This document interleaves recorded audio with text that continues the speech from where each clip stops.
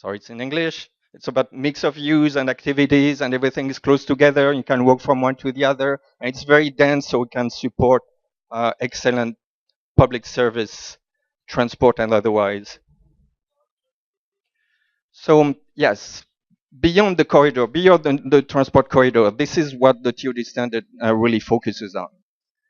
So we found that in working in many different countries with many kinds of partners and counterparts, um, the notion of what makes for what we call TOD, for this urban form that integrates all users, population, living standards, as well as modes of transport.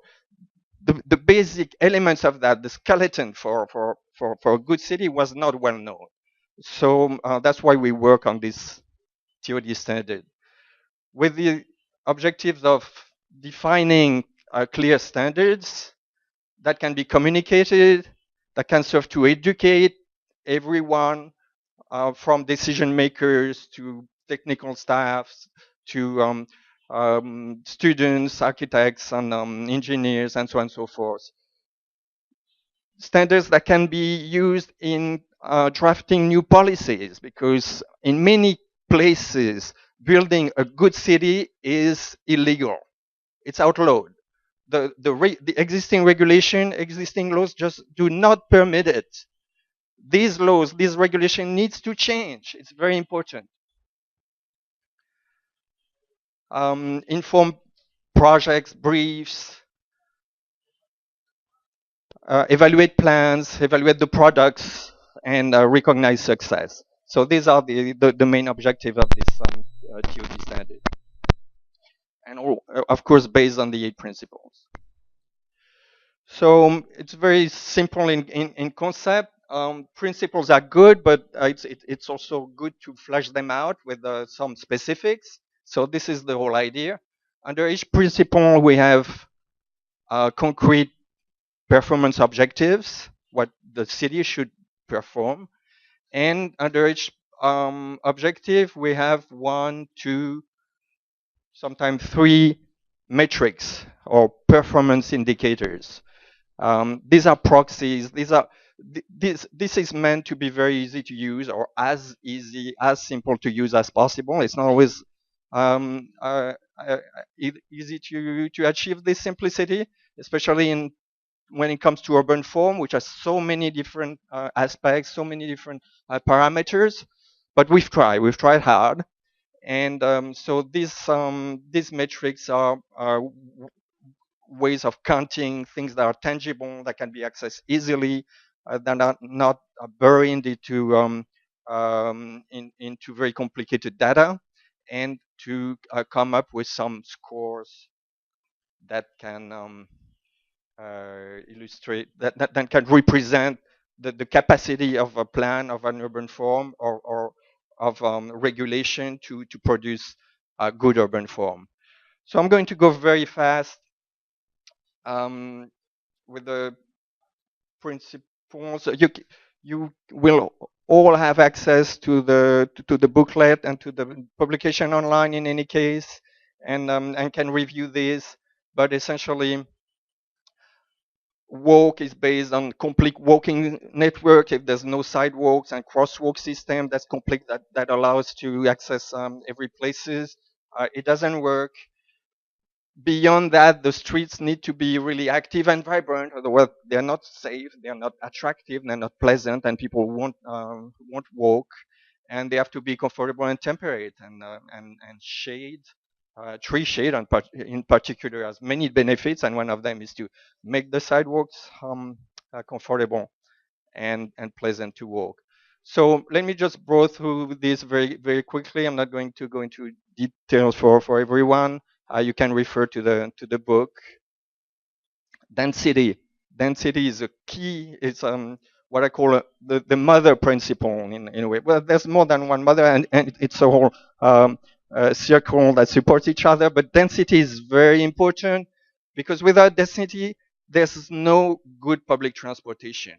Public transportation relies on ridership, on people to walk to the station and use the system. Otherwise, they lose money and they're not viable politically or otherwise, financially.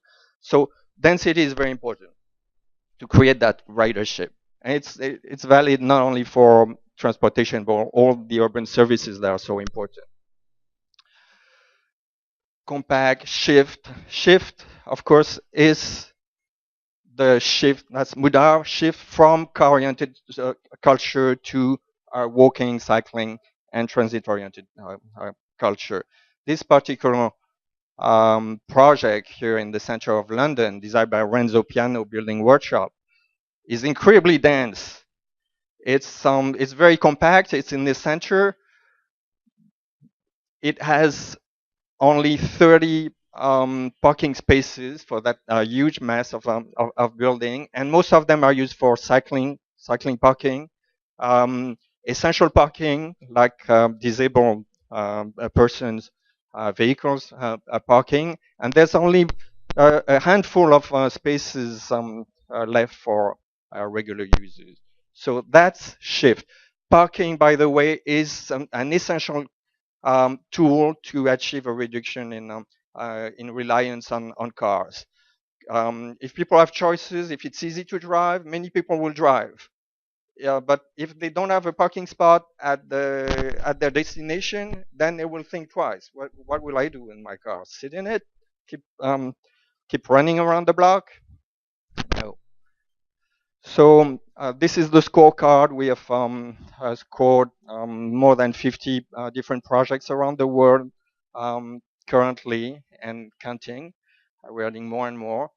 And we've have oh, I'm missing one, but we have a recognition system where the scoring is over 100 point and above 85 projects get a TOD standard gold recognition, and then there's silver and there's bronze.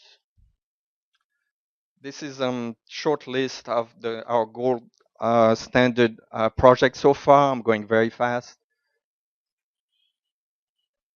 And design matter, and good architecture, good design, good planning also, good programming is key. Density, as I said, is one of the mother principles, but density can be accepted. Density can become popular only to the extent that the space is designed in a way that makes it very attractive. And you know, it's very possible to make very dense places extremely attractive. And um, this is one example. Central St. Giles in London. You see that this mass of buildings actually very well integrated in the landscape. It's not intrusive in any way. The mass of the building is broken down in small modules. Even if each floor is continuous, and it's actually some of the largest floor plates in the center of London, besides the city itself. And this is very sought after by especially large companies. They like very large floor plates. Google, among others, is one of the tenants of this building, Google London. And the treatment of the ground floor, of course, is key. And see how transparent, how luminous this ground floor is, and how wonderful the space and permeable under the buildings run walking passages. The stores and restaurants are very transparent, all glass. There's a piazza in the center, but that's accessible. That's not enclosed. That's accessible to the public at all times and from all directions. So design. Hammarby Sjöstad in Stockholm is one of our top uh, ranking projects. It's built around a tram and bus system that's entirely new. This was all a brownfield, formerly industrial, declining industries ground. I'm running very fast through some examples of gold standard projects: Vauban in Freiburg-Breisgau in Germany, Liuxun Chaoshu in Guangzhou. This was formerly um, a monofunctional housing estate that was enclosed with gates and fences. It has been opened. The ground floor apartments have been converted in stores and boutiques and cafes and restaurants. It's extremely popular, very successful, a wonderful place. Quartier Masséna in Paris, even Centro International in Bogota, Hafen City in Hamburg, Olympic Village in Vancouver.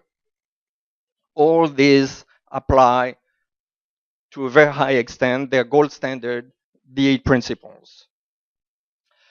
I would like to finish on one note is that um, the TOD standard is meant to not be prescriptive about architectural details or architectural form. And there are many ways, many approaches to achieving the standard objectives in terms of the shape and form and size and height of the project. And this is a place in Beijing. Look, it doesn't look like a traditional kind of new urbanist um, approach. It is very permeable, and it's a very popular, very attractive place in Beijing. Another one in Beijing, and this one is called Jianwai Soho, and you see these towers and blocks. However, it's also a super block, but it's permeable. There's some public pathways, footways throughout. It's mixed use. There's live work units on the entire height of these towers.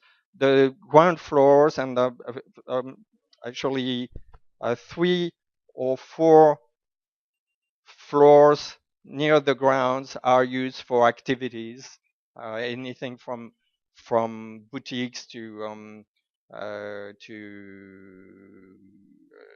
hairdressing to restaurants and so on and so forth.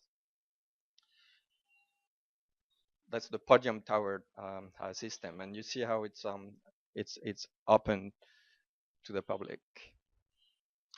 Okay, so I'll close on that. I would like to add that one of the challenges that we have, besides achieving good design, achieving good regulation that allow good design and encourage good design and incentivize good design, we also have many other questions to address, and one of them in particular is how to produce new building that is socially inclusive and that is accessible to people with lower income as well as people with higher income.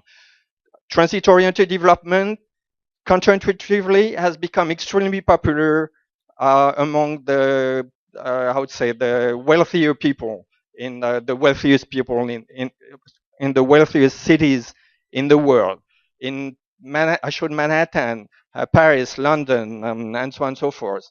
And we know some of the extremely popular and desirable neighborhoods in Rio that are coming back from of course, Ipanema never went away, but places like Gloria and Caqueche or even Lapa. When I come to Rio, I want to live in Cateche or in Lapa because that's where the action is, and and I do. So yes, so how to also control for gentrification? This will take many different approaches. The action of the government is essential in this of regulations and civil society also. So thank you very much, and I look forward to your questions and to the presentations of my colleagues. Thank you.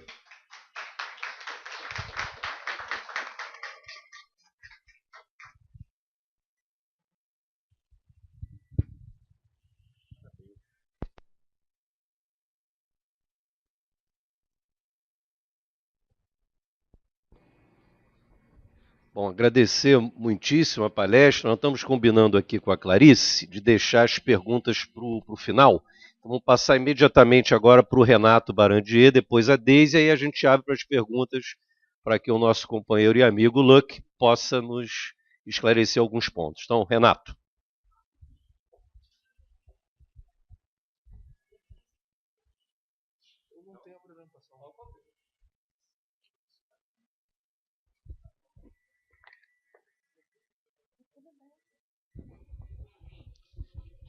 Bom dia a todos. Não sei se vocês me conhecem, sou Renato Barandier, eu sou arquiteto e urbanista e estou agora trabalhando como subsecretário de Urbanismo e Mobilidade na em Niterói, na Prefeitura de Niterói. Bom, eu comecei como arquiteto e urbanista trabalhando no mercado imobiliário, produzindo muito desses tipos de empreendimento que o Luque apresentou aqui, Barra da Tijuca principalmente, em áreas de expansão da cidade do Rio e de outras cidades também. Em determinado momento, saí dessa área, fiz engenharia de transporte na COP e comecei a perceber a importância desses projetos no que a gente vê hoje em dia, que a gente chama agora de crise de mobilidade, nesses impactos negativos todos. A demanda para transporte, quem gera é a ocupação da cidade, é o uso do solo que gera a demanda por transporte. As pessoas têm uma origem, têm um destino, a gente quantifica, faz modelos matemáticos tentando prever a escolha modal das pessoas e no final das contas nunca dá. A capacidade de infraestrutura nunca atende a demanda, está sempre indo atrás, indo atrás, indo atrás. Aqui no nosso caso, como parece ser também na China e em outros países em desenvolvimento, é porque a ocupação vem sempre à frente dos investimentos. E essa ocupação acontece em áreas onde não há infraestrutura de transporte. A gente vê aí a região metropolitana inteira do Rio de Janeiro. Barra da Tijuca foi o principal vetor de desenvolvimento nos últimos 20 anos aqui na região metropolitana. A gente tem Maricá, São Gonçalo. São regiões simplesmente desprovidas de acessibilidade para o transporte público. Essa noção de transporte, de desenvolvimento orientado ao transporte, é muito mais antiga do que a gente imagina, né? A cidade do Rio de Janeiro, a região metropolitana do Rio de Janeiro foi estruturada em cima dos eixos de transporte. A região metropolitana do Rio de Janeiro, a ocupação do Rio de Janeiro começou antes da existência do carro. Não havia carro quando as cidades surgiram muito antes do automóvel. Então a gente vê conceitos de Todd, Marechal Hermes, a gente vê Meyer, Madureira, todas essas ocupações foram sendo desenvolvidas ao longo do eixo do transporte, ao longo no entorno das estações de trem de alta capacidade que trazem essas pessoas para trabalhar no centro. Hoje lá em Niterói a gente tem um desafio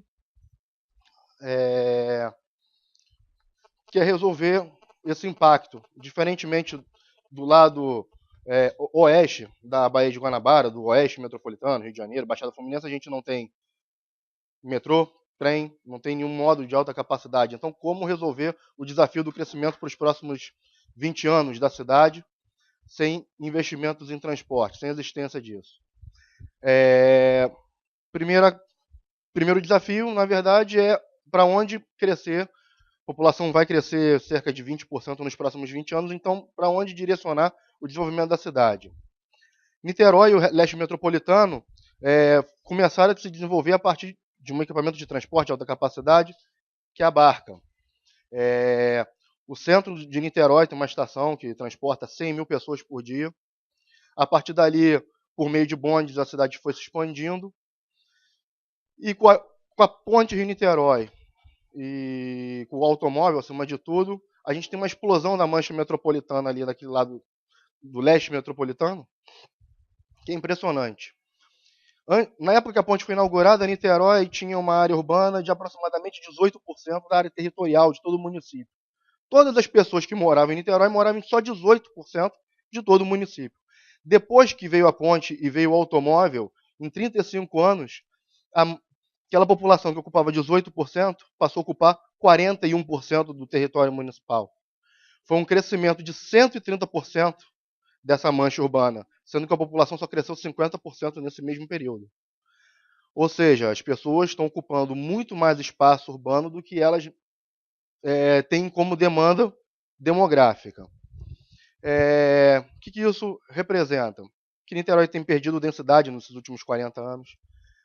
O município tinha em torno de 13, 14 mil habitantes por quilômetro quadrado, agora tem menos de 10, tem 8 mil.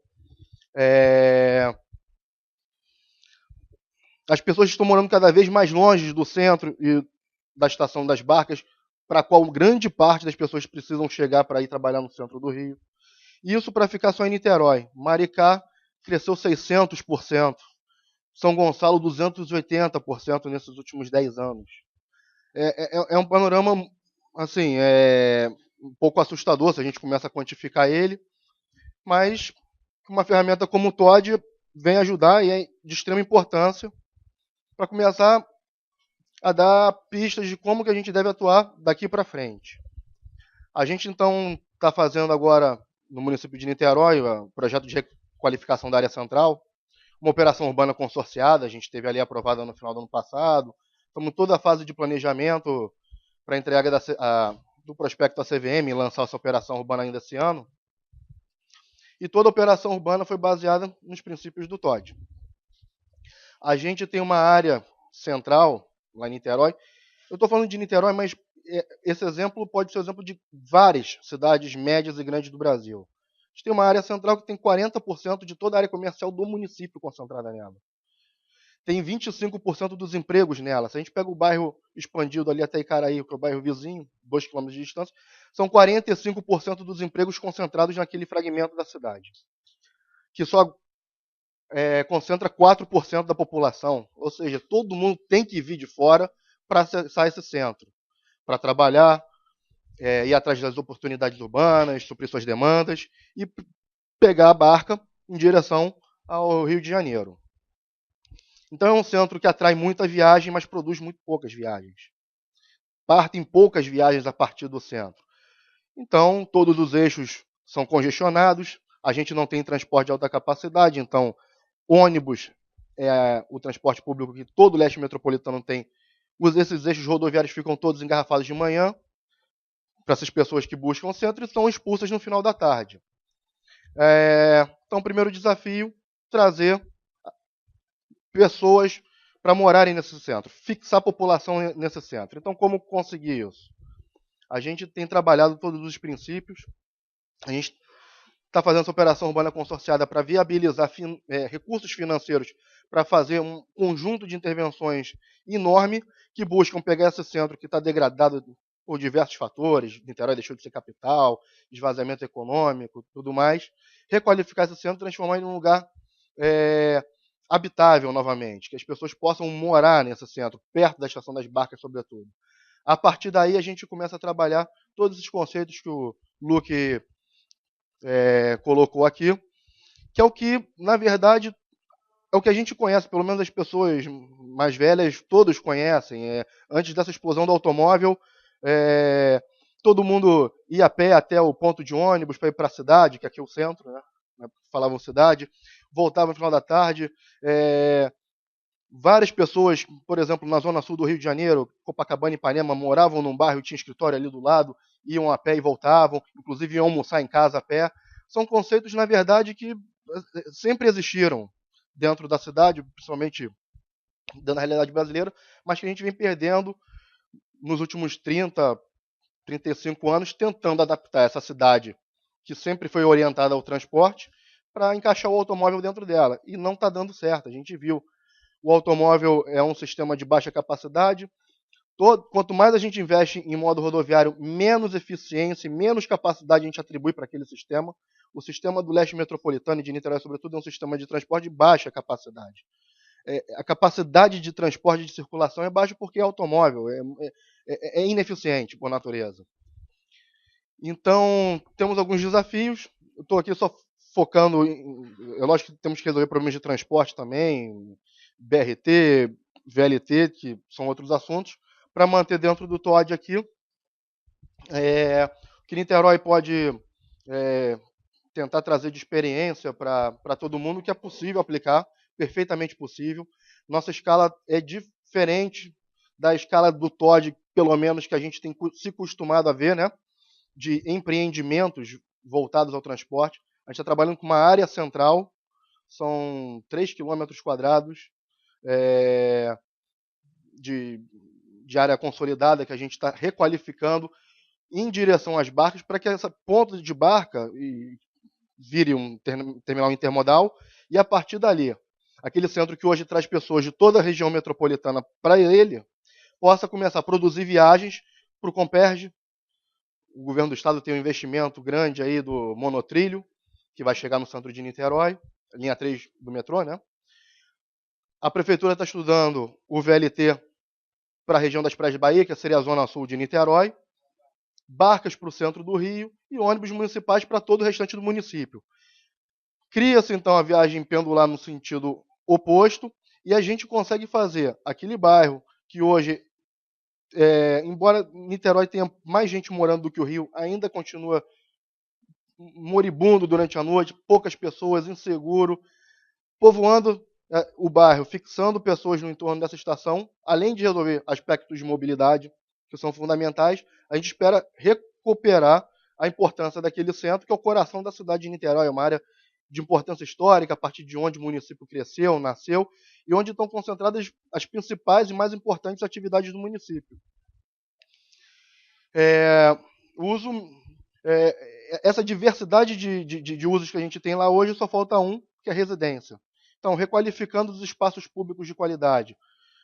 A gente tem shopping centers, todos os conceitos de TOD, tirando o uso misto. A gente tem no shopping center, chega de carro, para um estacionamento, larga o carro lá e circula por espaços coletivos, né, de altíssima qualidade que a gente não vê nos nossos espaços públicos. O espaço público atribui valorização às edificações, isso também é outro conceito clássico. Conseguindo requalificar esse centro com rede cicloviária, rede caminhável, trazendo moradias para o entorno dessa estação, requalificando essa estação para que ela se torne uma estação intermodal a partir de onde você alcança qualquer ponto da região metropolitana, a gente tem a certeza de que esse projeto tem tudo para ser um caso de sucesso, um exemplo que estimule outras cidades a fazer a mesma coisa. Não tem alternativa. As cidades cresceram do TOD, eu acho que para o futuro é voltar para esse conceito. O modo rodoviário não tem mais como receber investimentos, ele não tem mais o que oferecer para a sociedade. Eu acho que é isso que eu tenho para oferecer aqui. Alguma pergunta? Não. Tá. Obrigado. Então já passo aqui imediatamente para a colega Deise Góes, para a gente ganhar tempo e garantir o espaço para o debate. Bom dia a todos. Na realidade, acho que é melhor ficar em pé mesmo, porque aqui não tem formato de... Eu vou fazer algumas reflexões para contribuir para o debate. Tá. Antes de mais nada, é um prazer ter essa parceria com o ITDP. O CAL está completando 3 anos, e esse ano é que ele está assumindo o seu desafio de se colocar perante a sociedade. E no nosso GT de mobilidade, nós entendemos que a contribuição que a gente tem para a discussão da mobilidade urbana é justamente levar a cidade para essa discussão, que é objeto de reflexão contínua e antiga dos arquitetos e urbanistas. E também entendo, como na fala do Renato, que isso falta na discussão de mobilidade, que durante muitos anos foi apropriada por especialistas em transporte, que reduziam a discussão à identificação de demanda e à oferta de lugares em determinados modais de transporte público. E a cidade passava ao largo dessa equação, né? Também estamos todos ainda muito recentemente influenciados pelas discussões que trouxemos, né? Eu também pude acompanhar a delegação do Rio de Janeiro no Congresso e na conferência, primeira Conferência Nacional do Conselho de Arquitetura e Urbanismo, e nas mesas de mobilidade, o que me chamou a atenção é que pouco se falou de transporte. Eu não vi nenhuma mesa que falasse de sistema de transporte. Todas elas traziam experiências internacionais de transformação urbana. O transporte como indutor de transformação urbana.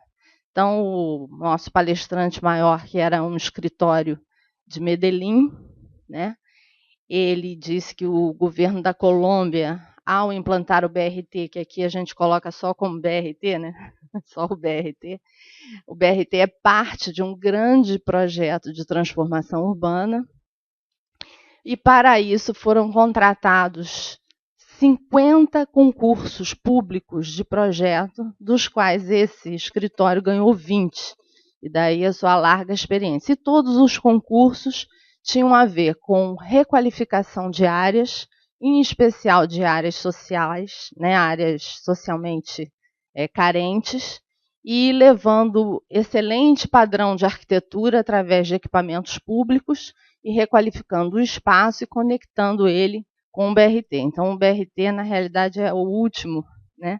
Quer dizer, é importante porque promove a conectividade, mas, assim, diante do desafio, ele é um dos componentes e não o principal. Eu tive a oportunidade de participar de uma missão do Banco Mundial, que também é defensor dessa agenda TOD, e conheci a cidade de Portland. E a cidade de Portland é a primeira operação urbana que se tem conhecimento no mundo.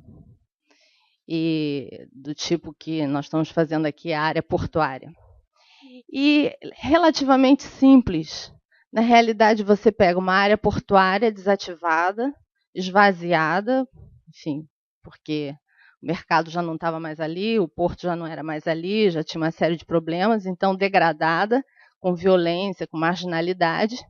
Você pega um tramway, que eles chamam de tramway, é o nosso bondinho, que será o nosso VLT, que poderia ser o BRT.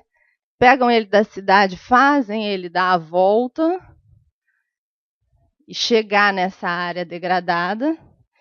E o capital imobiliário começa a produzir uma série de prédios, e prédios de residenciais de 6, de 4 pavimentos, e ali nasce um bairro extremamente agradável, como oferta para jovens. Inicialmente, o mix é sempre assim, vão jovens casais que topam morar num lugar diferente, né, com uma vida diferente, uma urbanidade diferente, né? E dali vão os cafés, as creches, ali vão os intelectuais, ali vão as pessoas que querem conversar, ali vão os bons restaurantes, porque para conversar você tem que ter um bom vinho, uma boa comida, e ali vão as galerias de arte, e esse mix muito agradável acontece na Alemanha, eu tive a oportunidade de conhecer, acontece na França, acontece na Inglaterra, enfim, em vários lugares do mundo. O transporte é um indutor disso, mas o mix e a densidade é muito agradável. E isso acontece, aí vem as praças, vem a qualidade do urbanismo, das calçadas, muita arborização, né, e muita convivência social. Eu diria que aqui no Brasil, em especial no Rio de Janeiro, a gente andou para trás, porque nós nascemos com o modelo de cidade europeia, né? E caminhamos para outro tipo de modelo, né? Então, o nosso centro, como disse Renato, os nossos centros, a nossa zona norte, a nossa zona sul, né? O nosso catete, né? Que o Luke vai morar lá, né? a nossa Lapa, né? E até mesmo a região metropolitana que se desenvolveu ao longo da linha férrea, né? Ela tem muitos bairros, e esses bairros todos atendem aos princípios do TOD. Talvez, hoje em dia, com o conflito do trânsito, né, excesso de carros, você tem lá uma coisa meio tumultuada, mas eles têm densidade, eles são cidades compactas, né? Eles têm grandes praças, eles têm, talvez, teria que se rasgar o tecido para adaptar às ciclovias, né, que é uma coisa mais moderna. o que acontece, né? Depois de um determinado momento, a gente passa por um modelo de expansão em que a ferrovia entra em decadência e cresce muito o ônibus e as vans, né? E novos territórios, novas fronteiras, né, como a Zona Oeste, a Barra da Tijuca e também as favelas, crescem enormemente. E aí as áreas socialmente mais carentes, totalmente desprovidas de redes de transporte público, e a Barra da Tijuca totalmente calcada na questão do transporte de carro, né? E aí são os desafios, aí lá não tem TOD mesmo, né? Lá você até tem ciclovia na praia, você tem coisa, mas você tem uma coisa na Barra da Tijuca, uma coisa muito forte do carro, que tem aí o desafio aí das Olimpíadas, uma confusão de metrô chegar num ponto e continuar com ônibus.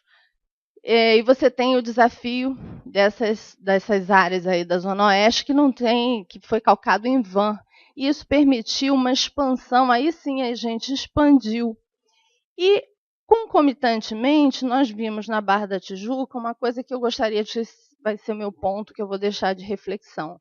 Eu acho que temos que entender, quer dizer, uma das chaves para compreender o porquê de determinados bairros terem sido abandonados, digamos assim. Eu sempre faço propaganda da tese do nosso conselheiro Carlos Fernando. Eu acho que eu compreendi muito a dinâmica da cidade do Rio de Janeiro depois da tese de doutorado dele, em que ele diz que desde que a cidade deixa de ser capital, na realidade, o município do Rio de Janeiro e a região metropolitana, ela vem perdendo importância econômica, cultural e também de população. E, ao mesmo tempo, ela consegue manter o surgimento da Barra da Tijuca. Então, ele fez a computação de todos os bairros, a população de todos os bairros, a série histórica, e percebe que todos os bairros, todos, perderam população desde a década de 60 até o início dos anos 2000, para as favelas, para a Zona Oeste e para a Barra da Tijuca. Então, na realidade, não houve crescimento populacional para suportar o crescimento imobiliário. Na realidade, a cidade se mudou. Ela se mudou para a Banda Oeste. E, quando eu vejo falar em TOD, eu penso imediatamente nos subúrbios cariocas, né? A revitalização dos subúrbios cariocas, né? E aí a gente se depara com a organização do mercado imobiliário. Me parece que o mercado imobiliário hoje não é mais o mercado imobiliário dos predinhos de 6 andares, de 4 andares, de 5 andares, né? Ele é um mercado imobiliário ávido por muitas densidades e enclausurado. Ele precisa da clausura. A clausura lhe faz bem, que é a associação do mercado imobiliário com o capital financeiro. Então, grandes empreendimentos com grandes torres, onde ali temos shoppings, cafés, estacionamentos, cinema, e o mercado imobiliário agora não cuida mais só de vender espaço construído, ele cuida também de explorar um restaurante, o parque, estacionamento, né? Sobre isso até eu escrevi, Mariana, né? Eu tenho que localizar aquele artigo, eu escrevi para a Pini, né? Para a Pini, um artigo sobre esse, comentando um empreendimento em São Paulo. E aí, esse tipo de empreendimento, que é o empreendimento clausura, que é o urbanismo clausura, que tem tudo ali dentro, então ali dentro temos até o TOD, né? Mas fora dali temos, né, uma carência, um bolsão de carências de uma série de outras coisas. Enquanto eu acho que a gente não entender melhor como se dá essa dinâmica, a gente vai ter dificuldade de trabalhar essa revitalização bastante harmônica, bastante homogênica na nossa cidade. Fica aí para reflexão. Obrigado, Deise. Então, antes do debate, convidar ainda o nosso colega Renato Balbim, do IPEA, uma explanação, e depois a gente parte aqui para as perguntas. Obrigado, Sidney. Bom dia a todos e a todas. Agradecer muito o convite aqui do ITDP para discutir um pouco com vocês a questão dos TODs, dos TODs. Agradecer muito, me sinto muito honrado, Sidney, de estar aqui no CAL. Já peço desculpa qualquer bobagem que eu falar, é porque eu não sou arquiteto urbanista, eu sou geógrafo, ainda que me considere um urbanista. A minha formação, e falo com muito orgulho, uma formação francesa. O Luc deu para sentir no acento inglês dele, ele é um francês. E na formação francesa, os urbanistas derivam sobretudo da geografia, e não tanto da arquitetura. Então, me sinto em casa falando isso como geógrafo, mas também urbanista, como todos vocês. Queria falar um pouco do trabalho do IPEA, a questão dos TODs, mas fazer essa discussão sobretudo com os arquitetos e urbanistas, visto que eu estou aqui, então usar esses 5, um pouquinho mais minutos para fazer essa discussão com vocês. O IPEA, creio que todo mundo conhece, mais pela questão da economia, os indicadores econômicos, etc., mas o fato é que a gente tem já assim, uma longa estrada percorrida em trabalhos na discussão urbana também, assim como ambiental e etc. O IPEA vem se multiplicando ao longo da sua jornada aí já de 50 anos, uma das instituições antigas nesse país. A gente tem lá um núcleo, uma diretoria de estudos urbanos, regionais e ambientais, da qual eu faço parte. Então, onde eu discuto a questão, eu trabalho sobretudo com a questão urbana. Uma das questões que mais nos interessam é a questão dos indicadores, e com isso nos une ao resto do IPEA, né, a questão da economia aplicada, os estudos aplicados, etc., a importância dos indicadores. Eu acho que é aí que nos une também a essa discussão aqui feita dos TODs e outras. A importância do uso dos indicadores, da métrica, da avaliação para o aprimoramento da política pública e a melhoria das condições, no caso, urbanas, nas nossas cidades aqui no Brasil. Aproveito para fazer um pouco de propaganda aqui, né? Um dos trabalhos que a gente fez recentemente está nesse texto para discussão, 1903, que vocês podem encontrar no site do IPEA, se chama Metodologia de Avaliação de Resultados, o caso das intervenções do PAC Urbanização de Favelas. Depois a gente estudar muito o alemão, as intervenções em Medellín, as intervenções de urbanização de favela que foram feitas pelo HBB, Habitat Brasil BID, no Brasil, e as avaliações que foram feitas, né, por uma proposta do Ministério das Cidades, da Secretaria de Habitação, a gente construiu um novo normativo para a avaliação de urbanização de favelas. E a nossa perspectiva foi muito a perspectiva que é utilizada, inclusive, nos TODs, de criar métrica, indicadores para uma situação extremamente complexa, tentando trabalhar disso da maneira mais simples possível, né, e, sobretudo, padronizando, né, que a gente possa fazer com que a avaliação, assim como acontece num eixo, num corredor, num TOD, que ela seja uma avaliação feita, né, uma métrica utilizada tanto na China, quanto no Brasil, quanto nos Estados Unidos. No caso da gente, quando a gente fala de favela, você pode pegar o mundo, o mundo das favelas no Brasil é tão complexo quanto pensar em TODs no mundo inteiro, né, na escala planetária. Eu acho que a gente avançou bastante, está aqui um pouco esse trabalho, convido a todos a discutir, a ler, e etc. O Ministério das Cidades ainda está para torná-lo normativo de avaliação do PAC, que o PAC não tem um normativo de avaliação, ou seja, ele tem, mas é o do HBB, né, que a gente até tem um estudo de meta-avaliação dessas avaliações do HBB e etc. Falo isso por conta também que, fazendo essa discussão, fomos chamados no ano passado, com todas as questões de mobilidade, a dar nossa contribuição ao Pacto da Mobilidade, né? Uma proposta da presidente Dilma, o Pacto da Mobilidade. Sabemos que andou muito pouco, estamos retomando agora, a Secretaria de Mobilidade está liderando um comitê, um grupo de trabalho interministerial para traduzir as propostas feitas para o Pacto da Mobilidade como política, né? E com isso a gente reuniu também todos os trabalhos sobre mobilidade que já vínhamos fazendo no IPEA. Nessa perspectiva, hoje os trabalhos sobre mobilidade estão muito nessa direção de trabalhar indicadores de avaliação, uma métrica.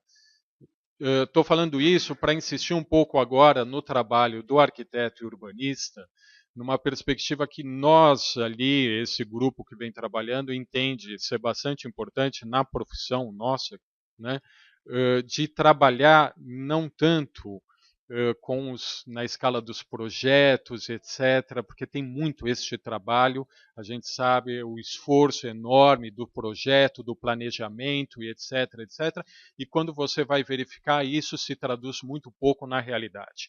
Vem um PAC, vem uma onda de investimento, ou vem um governo mais disposto, e a gente sabe que os investimentos acontecem, mas muitas vezes os projetos são ou desvirtuados ou esquecidos, etc.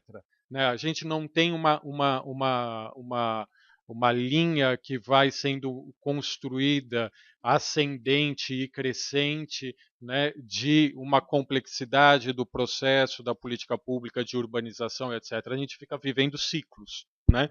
O que a gente identifica hoje é que o esforço poderia ser muito também no sentido de criar uma métrica, um vocabulário de discussão, né, orientações que pudessem vir começar a se estruturar como uma alternativa para a política pública, sempre estar cobrando dos projetos, etc. Quer dizer, que a coisa pudesse começar, né, por um outro lado. Não estou falando que a gente não, né, todo o esforço do projetual e etc. ele não deva acontecer.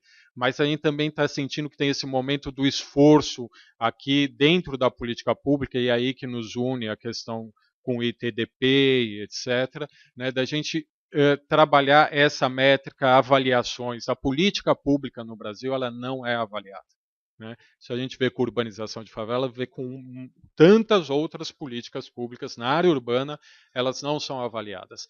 Criar esses indicadores, criar essa métrica é bastante importante para que a gente possa ir melhorando passo a passo. Né? Nem que seja da maneira mais simples esses indicadores, mas que ao longo do tempo eles possam ir sendo aprimorados. Mas que, pelo menos de início, a gente comece a avaliar. Porque são feitas intervenções, essas intervenções não são avaliadas, ao não se avaliar, a gente não sabe quais são os seus impactos. Né? Esses impactos, normalmente, eles são apropriados por setores específicos da sociedade, e as intervenções, ao não serem avaliadas, a gente não sabe onde estão suas fragilidades e rapidamente a sua qualidade projetual se perde. Esse é o nosso, acho que todos aqui estamos um pouco de acordo com isso, né? Que é um pouco esses ciclos que a gente fica vivendo. Nesse sentido, com essa preocupação, nós fomos fazer uma parceria com a cidade de São Paulo. Hoje o IPEA tem uma parceria com a cidade de São Paulo para estudar os eixos estruturadores do desenvolvimento urbano, como são chamados no novo plano diretor em discussão na Câmara em São Paulo. Esses eixos estruturadores do desenvolvimento urbano nada mais são do que BRTs com estes princípios do TOD e outros princípios. Isso está colocado dentro do plano diretor, tem que ser transformado em política pública. Hoje o IPEA tem essa parceria com São Paulo, nós temos 7 pesquisadores contratados colocados dentro da prefeitura, que a gente está fazendo a discussão de como transformar esses princípios, diretrizes e novas legislações que estão no plano diretor em ação pública, política em São Paulo. Bastante difícil, dando essa notícia aqui, para até chegar na parceria que a gente está fazendo com o ITDP, mas também para chamar a discussão de todos vocês, porque é um grande desafio a gente estruturar a política pública também transversal neste país, na área urbana, quer dizer, usando da questão da habitação, da mobilidade, as políticas sociais de maneira geral e do transporte. né? Isso é dificílimo. A gente está construindo toda uma matriz lógica, e isso está aqui também foi feito para a urbanização de favelas, uma matriz lógica para conseguir entender como essa política deveria ser estruturada e a partir dessa matriz lógica conseguir tirar esse retrato e assim ficar torcendo que ao longo dos anos isso vá criando uma permanência, que um próximo governo possa reproduzir isso e tal. Novamente, aí a importância da métrica, né, da gente poder discutir sobre os mesmos elementos. Se a gente olha aqui o trabalho do ITDP com o Todd Standard, a gente vai ver lá no vocabulário, está colocado o que é um beco, o que é uma rua, né? Aí eu lembrei muito desse urbanização de favela, porque também a gente teve que definir o que é um beco. Porque para você avaliar a política pública, né, a gente tem que estar falando beco sabendo o que a gente está falando. Porque senão a gente cria uma métrica, né, e que, por exemplo, a questão de calçada. Calçada pode ser entendida de algumas formas, pelo menos na urbanização de favelas, né? E aí a gente começa a criar valores que, na verdade, eles não podem ser associados uns aos outros. Agora, este passo, que parece que é muito simples, de se criar um vocabulário em que se defina, por exemplo, o que é beco, e que beco, para aquele indicador, sempre a gente vai estar sabendo que aqui ou na China é a mesma coisa, ou na urbanização do Alemão ou de Paraisópolis é a mesma coisa, é o que é bastante importante para que a política ela possa acontecer ao longo dos anos. Então a gente está com essa parceria em São Paulo, nessa parceria em São Paulo a gente está também discutindo com o ITDP e agora a gente está, inclusive hoje fico muito feliz, eu estou aqui no Rio de Janeiro aqui um pouco para ouvir novamente o Luke, para conversar com vocês, mas também para dar essa notícia e com bastante felicidade, o IPEA está assinando um acordo de cooperação com o ITDP para discutir essas questões das métricas, da avaliação, dos TODs. Um primeiro trabalho que a gente vai fazer esse ano é uma publicação, um livro sobre mobilidade, e a gente espera poder também ter a contribuição do ITDP nas discussões que a gente está fazendo em São Paulo. Bom, para finalizar, que eu já devo ter falado bastante, eu sempre que me dá um microfone eu acabo falando muito, né? Eu queria deixar, então, reforçar essa importância das métricas e desse trabalho do ITDP com só um exemplo de um estudo assim muito pontual que a gente fez, que levamos agora para Medellín, no Fórum Urbano Mundial. Tivemos o prazer de estar numa mesa, inclusive, com o Luke e com a Clarice, o Fernando Melo Franco, secretário de Urbanismo de São Paulo, né, e outras pessoas, que a gente pegou os princípios do TOD, os 8 princípios do TOD, né, e foi criar uma matriz para olhar esses princípios na Política Nacional de Mobilidade, no PAC, né, no Plano Diretor de São Paulo e nos contratos que estão sendo feitos dentro do PAC em São Paulo, né? O que a gente verifica é um pouquinho assustador, né? Mas é o recado que eu queria deixar aqui. Primeiro, esses princípios eles não estão colocados no eixo, na esfera maior, né? Lógico que se você vai na Política Nacional de Mobilidade, tem lá a valorização do pedestre, né? Mas vários dos outros princípios não estão colocados e, quando são colocados como pedestre, não são diretrizes bastante claras. Logicamente, porque essa política é uma política de caráter nacional, né? Você vai identificar isso, né, num esforço que os municípios devem fazer. Só que há um problema central que o PAC, justamente que é a transferência de recurso, que poderia definir, introduzir com mais força diretrizes a serem perseguidas, deixa muito aquém, né? Então, isso coloca um desafio de dupla ordem para o município, né? Porque o município, além de ter que fazer o seu trabalho, que é para pegar a política nacional de mobilidade e trazer aqui para a sua execução, e isso é normal num país federado, né, ele também tem que fazer o esforço de superar uma carência da definição do recurso público, porque o PAC não dá esses elementos. E aí que eu acredito, e esse é o esforço, e por isso estamos nos associando aqui com o ITDP, que as métricas, as definições claras, né, esse vocabulário que tem que ser criado com indicadores que possam ser comparados entre intervenções entre municípios, etc., ele é importantíssimo na nossa realidade brasileira de um país federado em que o recurso vem da União de maneira genérica, o esforço fica todo no município, com as suas debilidades e fragilidades de gestão. Então, assim, aonde a gente pode conseguir avançar, em municípios como Curitiba, São Paulo, Rio de Janeiro, que são mais estruturados, é importante que a gente avance um pouco de braços dados. A métrica, o vocabulário e tudo isso, e trabalhos como o do Todd ajudam muito para que isso vá criando um caldo que a gente possa ir exemplarmente utilizando em outras cidades.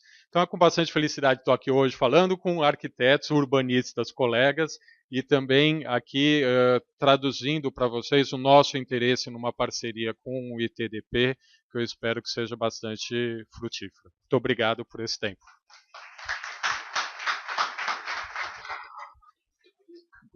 Eu aproveito aqui, deixo fazendo a propaganda com o Sidney, a questão a metodologia de avaliação, que o Ministério transformando isso em normativo, vai ter bastante trabalho para os arquitetos e urbanistas o aplicarem. Muito obrigado. Então vamos passar agora para a parte do debate, né? Nós temos aqui um teto até meio-dia, mas se combinarmos podemos prorrogar alguma coisa. Eu vou propor que vocês sentem aqui, os palestrantes, os arquitetos Luck, Daisy, Renato e o geógrafo Renato Balbin, colega aqui. Bom, e a gente vai partir para esse debate agora. Os colegas quiserem fazer uso da palavra, levantem a mão, a gente vai tentar dar uma controlada aqui no tempo, né, desse desafio de discutir exatamente essa questão da cidade, essa questão urbana, dentro de uma lógica, principalmente nas cidades brasileiras, de décadas, né, da lógica do urbanismo calcado na política rodoviarista. Quer dizer, nós construímos, em particular no Brasil, as cidades para os automóveis, a cidade para os carros, a cidade para o transporte individual. E como mudar essa lógica, que é o grande desafio que todos nós temos que enfrentar nesse momento em que as cidades, principalmente as brasileiras, se tornam absolutamente inviáveis. Nós participamos agora do congresso lá em Fortaleza e a gente percebe isso nas cidades também nordestinas. Quer dizer, as cidades brasileiras estão todas inviáveis do ponto de vista urbano, né? Oriundo da lógica de décadas, de uma cultura de décadas. Quer dizer, não é só propor uma mudança de paradigma, uma mudança conceitual, é preciso trabalhar na mudança cultural dessa relação com o espaço urbano e das pessoas. Então, estamos aqui abertos. Primeiro colega. Obrigado, Sidney. Sim. Efim Schluger, urbanista, vice-presidente do IAB, Rio de Janeiro. Queria parabenizar o ITDP e também o CAL por organizar essa reunião tão importante nesse momento. E eu teria 3 comentários e uma pergunta para o Luc, muito brevemente. Os comentários seriam, em princípio, trabalhar no Brasil com desenho urbano é uma novidade muito grande. Desenho urbano é praticado no resto do mundo, nas grandes capitais, como uma intermediação entre o planejamento, que é muito abrangente, que é econômico, espacial, e a arquitetura, que é unitária. Nós, na tradição europeia, praticamos a arquitetura como elemento unitário durante muitos anos.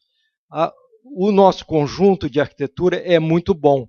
O nosso tecido urbano é muito ruim, muito fraco, porque nós não temos uma concepção de escala de desenho urbano. Esse é o primeiro comentário.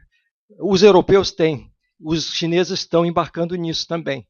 eles estão tratando da escala de pedestre, de andar da residência para o trabalho e para fazer as compras. Não precisa pegar o metrô para ir trabalhar a 30 quilômetros de distância e voltar depois.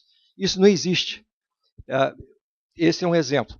O segundo comentário, a questão que a Daisy coloca é muito importante. Nos Estados Unidos, onde eu vivi muitos anos e trabalhei, lá o mercado é regulado firmemente. Nossa regulação é muito frouxa. Nós temos leis muito rígidas e uma regulação frouxíssima. Qualquer investidor querendo fazer um grande conjunto, as leis caem por terra. Isso não pode acontecer, porque isso é que faz essa deturpação que nós temos hoje. Nós temos hoje construções de torres imensas em áreas vazias, com pouca densidade. Isso não é viável para uma cidade. Então, o que eu queria dizer, em Portland e outras cidades, Boston, pode-se dizer, Baltimore, fizeram renovação portuária com a intenção de qualidade de vida para as pessoas, não como lucratividade, o profitability. Essa é uma outra equação. Você pode também ter lucratividade com densidades altas e prédios baixos. Não é necessário fazer a densificação com torres. Isso é um erro, vício do Brasil. Nós fazemos isso em todas as cidades. Eu fui consultor de São Carlos, em São Paulo, está acontecendo isso. É uma cidadezinha maravilhosa, com pouca habitação. Hoje se constroem torres de 15, 20 andares em bairros que tinham casas de 2 pavimentos. E a caixa de rua não é ampliada. Então, vai ser um caos igual a de São Paulo, a de Barra da Tijuca e qualquer outro cantos do Brasil. Então, o que eu volto a dizer é o seguinte, o Todd é muito bom para regular essa situação, colocando princípios e conceitos de convivialidade e urbanidade que é boa, e não somente fazer torres e fingir que nós estamos bem. Não estamos bem. O comentário para o Renato, do IPEA, é o seguinte, você não falou de benchmark. É muito importante termos benchmarks. Por quê? Porque qualquer avaliação que você não tenha benchmark, nós podemos partir de uma referência equivocada, que é, vamos dizer, baseada no nosso padrão, que pode até não ser bom. Então, nós vamos partir de uma situação pouco subótima, né, para usar uma linguagem de economista, e achar que nós estamos melhorando um pouquinho. Quer dizer, o importante ali é sinalizar incentivos. Como é que uma política pode ser adotada? Os nossos incentivos têm que ser muito bem claros, porque aí o mercado também vai se comportar dessa maneira. Ele vai buscar benefícios numa sinalização de incentivos positivos. Se a gente fizer somente não pode, não pode, não pode, vai ter alguém que vai lá e dizer, eu tenho aqui uma sacola de dinheiro que eu vou investir aqui e vai ser tudo pode. E isso é o que está acontecendo. Então, eu estou querendo dizer o seguinte, que nós temos que regularizar a situação normativa de que os princípios e os standards, né, os padrões, sejam pautados na questão de uma sinalização positiva na qual nós possamos ter, no fim do jogo, um win-win. Ou seja, todos ganham. Não é eu ganho e você perde. Por enquanto, nós estamos jogando um jogo em que eu ganho, sendo capital imobiliário, e você perde. E o coletivo perdeu. Esse jogo nós perdemos. Nós vamos ter que partir para um jogo em que todos ganham. Os londrinos estão fazendo isso, Nova York está fazendo isso, o Luke mostrou, a China está fazendo isso, e não tem por que nós não fazermos isso. Esse é meu apelo. Obrigado. Obrigado, colega. Então, passar aqui para o Luke, pode complementar aí com a Daisy, o Balbin. Depois temos outro colega ali já inscrito. Só o microfone lá. O colega lá que já se inscreveu. So, thank you very much, Efim, for these comments. I can't agree more with you on all points. We need to create a new structure in order to the TOD, the transit-oriented, walkable, cyclable city, to become the new normal. The new normal means not only demonstration project, it means that everybody just finds their, that they can make a living producing these places, that they can live well in these places, and that it works in all respect.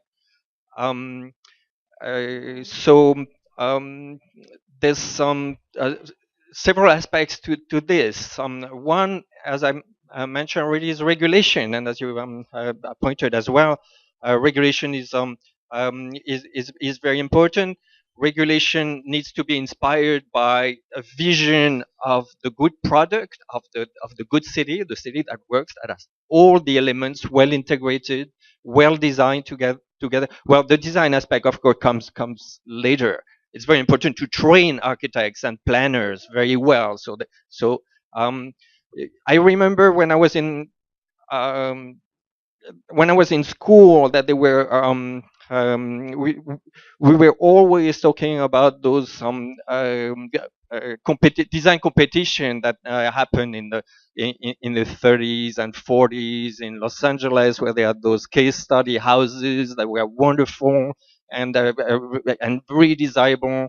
And well, I think we need this kind of intellectual and creative activity to be focused on transit-oriented development, on mixed use, on density, how to make density beautiful and livable and desirable, and people want to live there, and and developers want to produce this because that's what people want. And so align the culture, and the culture is shifting all around the world, and I'm sure it's shifting or going to shift massively in Brazil as well pretty soon.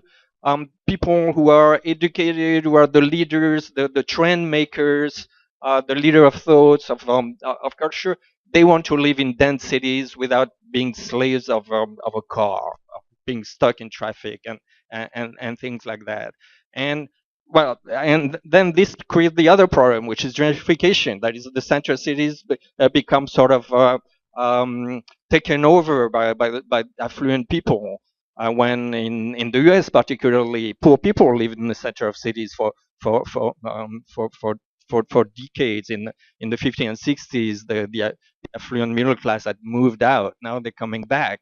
Um, and so how to balance this is the challenge, and is important, but it can be done. There's no reason for um, there's no reason that a dense mixed-use urban fabric would not work for today's society. It does work. It's a matter of not of changing the perspective, and aligning the regulation, the incentives, so the good urban form comes out of production.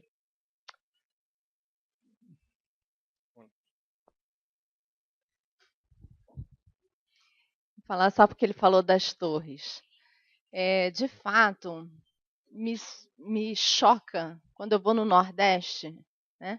Recife, Fortaleza mesmo, aquelas torres.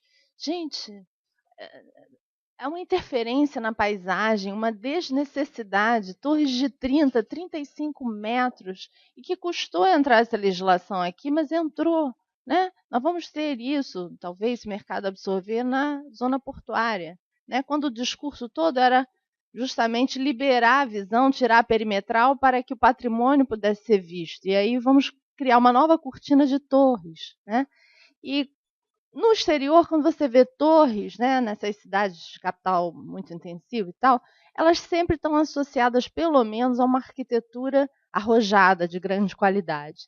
O que eu vejo lá nessas cidades no Nordeste são projetos horrorosos, são quase casas que lá no final tem um telhadinho francês, de telha francesa em cima no coroamento, uma coisa assim absurda. Realmente é uma coisa que não tem nada a ver com o Brasil, nada a ver essas torres. É muito território, esse não é o nosso desafio. Eu acho que isso, inclusive, cria uma oferta, né, que você, em vez de poder fazer uma reurbanização continuada, você tem que esperar aquela oferta ser absorvida durante muito tempo, que é o problema que a gente está tendo aqui no Porto Maravilha, né? Que, né, muita oferta e não está tendo a procura, né? Então você tem que meio que congelar o resto da cidade para esperar o retorno daquele investimento focado em profits, como você bem disse, né? Bom, agradeço muito o questionamento. Para avançar um pouco e dar mais alguns recados aqui do trabalho que a gente vem fazendo. Eu concordo muito com essa necessidade de ter, vamos dizer, exemplos, boas práticas, benchmark, etc., para que a gente possa discutir. Agora, novamente, eu entendo que a gente traduz dessas boas práticas, do benchmark, etc., o que a gente está buscando são esses elementos de entendimento que possam ser mais coletivos, né, que possam dar essa compreensão entre vários atores, vários agentes, etc. E aí eu acredito que justamente esse esforço, por exemplo, dos TODs, ou o esforço dos indicadores de avaliação, cumprem esse papel de uma maneira, vamos dizer, mais geral, abrangente junto à política pública. Então, estamos no mesmo caminho. Da nossa parte, IPEA, e vejo aqui do ITDP, através desse esforço dos indicadores, da métrica, das avaliações, etc. Agora, falando por conta disso, também da questão anterior, eu gostaria de dar uma opinião sobre as escalas, né, do planejamento econômico e social, do desenho urbano e até chegando na arquitetura. Realmente essa escala intermediária, ela nos falta muito. E aí é curioso, quando o senhor colocou, eu me lembrei justamente do trabalho de São Paulo, assim como desse urbanização de favela, eu coloquei, a gente está fazendo uma estruturação lógica de tudo aquilo que está sendo desenhado na teoria, na política, para a gente poder depois traduzir em indicadores, né? Uma das causas críticas que foi colocada, e a gente é bastante sintético, a gente levantou 10, 12 causas críticas. Né? A gente podia levantar o mundo, né? Quando você fala sobretudo aspectos negativos, é uma profusão, né? A gente tentou sintetizar bastante. Uma delas, e com bastante importância, a gente redigiu da seguinte maneira: a ausência de projetos urbanos mediando os conflitos e as disputas de uso do espaço urbano. Aí fica uma questão, por que faltam projetos urbanos, ou seja, aí essa escala do desenho urbano, né? Por que inexiste no nosso fazer? Né? Ele inexiste porque os conflitos são negados. É uma cidade a princípio, sem conflitos, porque o interesse é único. O interesse é o do capital, os demais interesses são excluídos.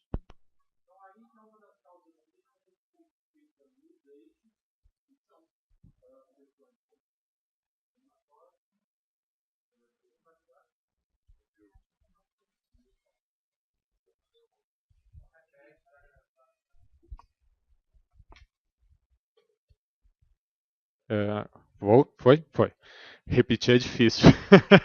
Uma vez falado foi. Não, mas assim, a questão dos eixos, né? Falando de São Paulo. Essa importância, então, do desenho urbano, dessa escala, dos projetos, para mediar os conflitos, ou seja, para trazer os conflitos para o debate. Porque a nossa prática é de excluir o conflito. É uma cidade pacificada. Não estou sendo irônico com nenhum carioca aqui, entendeu? Mas é isso um pouco, né? Esse é o discurso, de uma certa paz que reina, né? Agora, e aí vai o desafio para o ITDP num país como o Brasil, né? Também adaptar essas métricas e etc. a uma realidade muito sui generis, que é a nossa brasileira. Nós temos um colega ali escrito, né? Por favor. Tá funcionando? Alô? Tudo bem. Bom dia a todos. Eu sou da Secretaria Municipal de Transportes, Antônio Carlos Veloso. Eu queria fazer só uma observação em relação ao que o colega do IPL falou e em relação à parte conceitual do TOD, de todas aquelas métricas.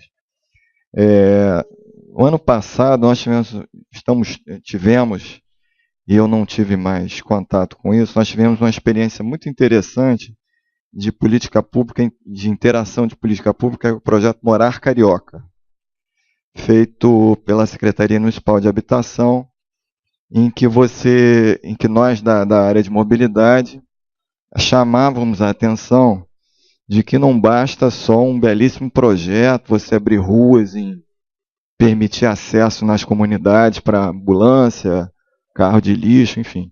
A gente tem que trabalhar, não é só a parte de projeto, a parte de interação do que é importante. Quando você cria áreas ali para colocar uma UPP ou uma clínica da família, você tem que pensar o que isso representa em termos de distância das pessoas, se aquilo está atendendo aquela comunidade, se aquilo tem uma relação com o bairro, entendeu? A gente tem, eu acho que o importante é permear esses conceitos, como você estava falando, na política pública.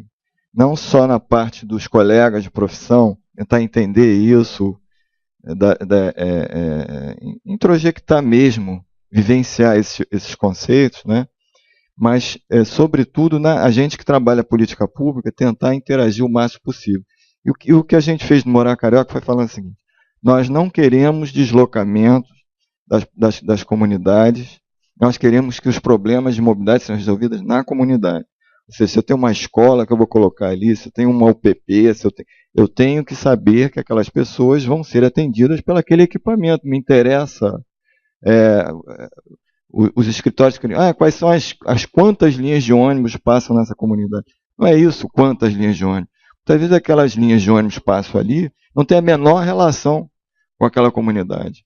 Entendeu? Ela está muito mais preocupada com o deslocamento para o centro da cidade, quando ela tem que resolver a vida dela ali na comunidade, ou no máximo no seu centro de bairro.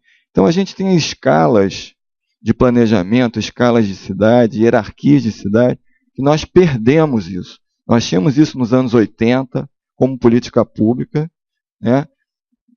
As pessoas falam mal dos militares, mas isso existia como política pública nos governos militares. Nós perdemos, estou fazendo apologia aqui a nada disso, estou dizendo que nós perdemos a capacidade de planejar, o Estado perdeu essa capacidade.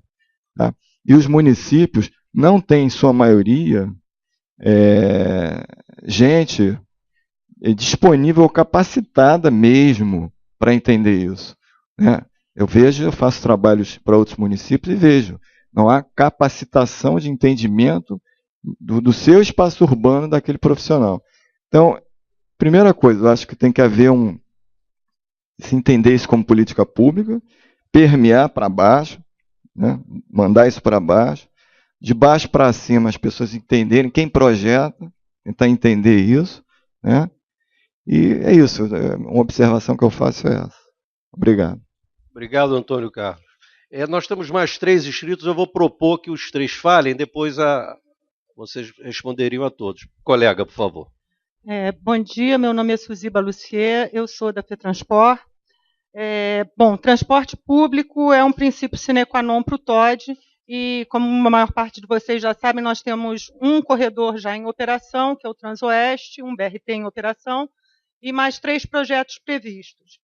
O Transoeste, hoje, ele é um corredor deficitário, porque ele tem um transporte pendular e atravessa uma vasta área de greenfield. Por sua vez, entre os projetos previstos, nós temos o Transbrasil, que é justamente o oposto. Ele tem uma previsão de carregamento de 900 mil passageiros dia e vai atravessar uma área de brownfield. Eu queria saber, considerando as especificidades dos 2 corredores, quais as recomendações para um projeto de TOD que leve em conta a viabilidade do transporte também, que o professor Luque Nadal sugeriria. Ok. Mais uma aqui do colega. Luque. Luque, bom dia. Aqui.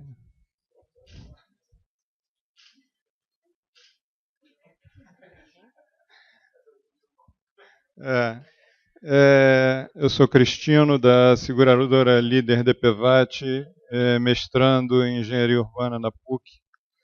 Eu gostaria de saber o seguinte, o carro, quando foi criado, era um veículo de luxo e, a partir daí, gerava uma questão de interesse, de status na população. Depois ele se popularizou, mas estranhamente continuou sendo um interesse, um objeto de status, e as pessoas querem ter carro e querem andar de carro. Por outro lado, quando não estão de carro, pelo menos eu não conheço os outros países dos BRICS, mas aqui no Brasil eu vejo a população extremamente mal educada, tanto quando está no carro, quando não está no carro, como pedestre ou ciclista ou qualquer outra situação. Será que não faltaria um nono princípio, que é a educação, para o ITDP? Obrigado. Mais uma pergunta e passamos para os Ok, meu nome é Guilherme Takeda, sou arquiteto, e nós, trabalhando junto com o Instituto Soluções para a Cidade, São Paulo, estamos fazendo um trabalho de participação, colaboração popular aqui no Rio de Janeiro, com diversas cidades, como Piraí, Seropédica, Porto Real, no sentido de trazer a população a desenhar também, levantar e desenhar soluções para os problemas urbanos. E, nesse sentido, a gente usa certas técnicas como charretes, como os workshops colaborativos, com interação por internet, etc. E eu gostaria de saber quais são as experiências para o TOD, que é essa experiência maravilhosa que é o TOD, né, que existe de colaboração real da população, que são as pessoas que sabem mais dos seus reais problemas, tanto de mobilidade, quanto dos problemas sociais, econômicos, né, de renda, etc. Então, quais são os exemplos de boas práticas que nós gostaríamos de ouvir? E parabéns, antes de mais nada, pela iniciativa. Vamos passar aqui para o professor Luque.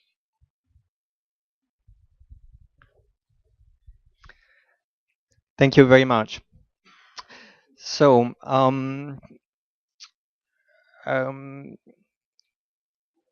loss of planning capacity.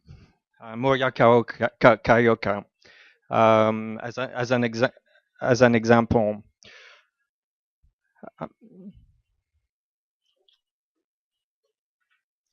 Certainly, regaining any loss of capacity and strengthening the capacity to plan, to design, and to integrate is fundamental. The TOD standard is based on the integration of transportation and urban form. It's essentially the integration of urban design architecture with the engineering of the street, the design of the street as what should be the most effective urban transportation channel. And we know that this is not the car. So I can agree more that reinforcing integration planning and the capacity to do so is essential. The TOD standard is one of the objectives, as I discussed earlier, is to help integrate these elements and to provide a framework to discuss the integration of these elements.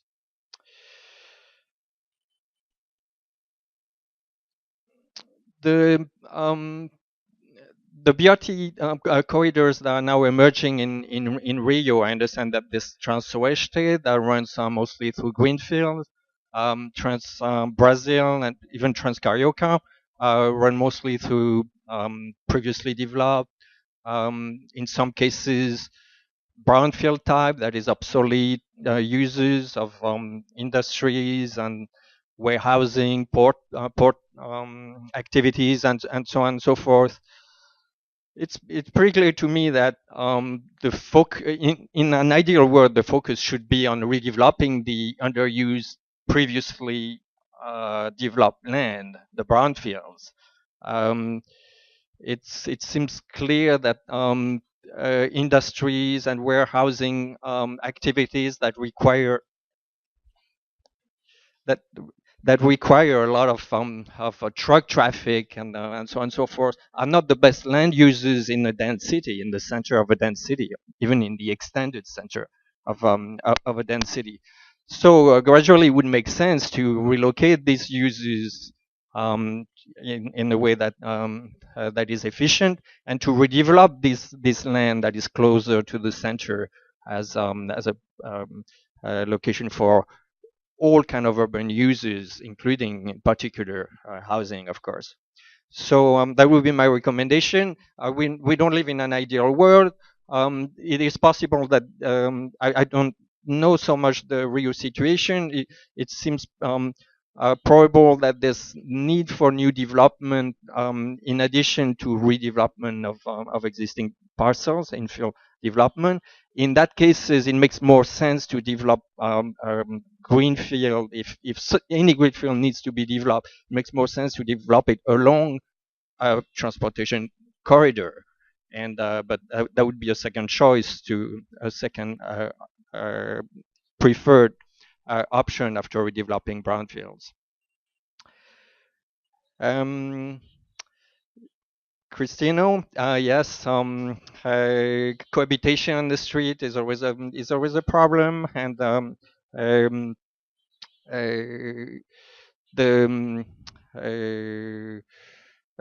the shift from cars to pedestrian and cycling may be encouraging more civil behavior generally than being in a car really enclosed, but that's not always the case.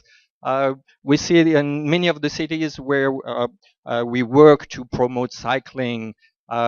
We often see after a while, when the number of cyclists actually rise, we see that conflicts between pedestrians and cyclists multiply, and that sort of unfairly, I think, many pedestrians feel more threatened by cyclists than by cars. I think it's mostly that everybody gets used to where the cars are and how to deal with them, and that when there's an influx of new cyclists, it becomes it's a new thing. So people have to get used to it. But in any case, good street design is meant for this. It's about making different modes cohabitate in the same street space. In some cases, it's about segregating the users in different lanes, different walkways, and so on and so forth. In other cases, it's about traffic calming, reducing speed of any vehicle, motorized or non-motorized, so that cohabitation is and coexistence is safe and works. And when it comes to workshops, yes, absolutely. Involving the people who live in the place, know their place, they know their need. And at least as long as the place has what I would call the right DNA of potentially, at least if not effectively transit oriented and walkable and cycling place.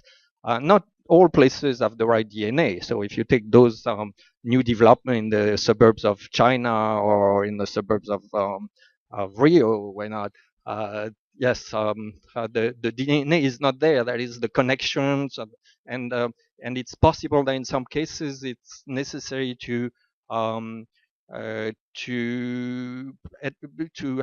proactive action to create the connections and to create the space for a good public space, for walkable space, for transit and transit access. But always in as much cooperation as possible with the people who live there.